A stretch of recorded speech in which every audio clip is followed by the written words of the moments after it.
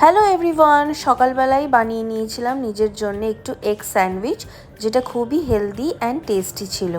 তারপরেই মা আমার জন্য বানিয়ে দিয়েছিল দুপুরবেলায় ডাল, আলু ভাজা, ডিম সেদ্ধ আর cute cute pomfret fish fry. এইগুলো খাওয়ার পরই আমি চলে গেছিলাম আজকে মুভি দেখতে, হাউসফুল 5, যেটা খুবই সুন্দর হয়েছিল। তারপরে আমি সোডা খেয়ে নিয়েছিলাম, যেটা খুবই ভালো ছিল, ট্রেন্ডিং ছিল। আর মোমো ছাড়া তো আমাদের বিকেল শুরুই হয় না। সো মোমো খাওয়ার পর আমি খেয়ে নিয়েছিলাম হচ্ছে গিয়ে ফিশ ফ্রাই, যেটা খুবই নরম ছিল।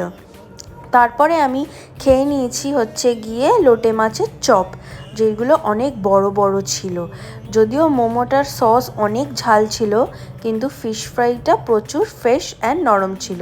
তারপরে আমরা নেক্সট স্টলে চলে যাই, যেটা কাবাব দিয়ে পুরো ভর্তি ছিল।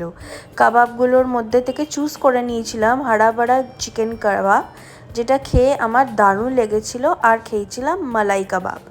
এই দুটো খাওয়ার পর পেটে আর জায়গা নেই। So no dinner and bye by.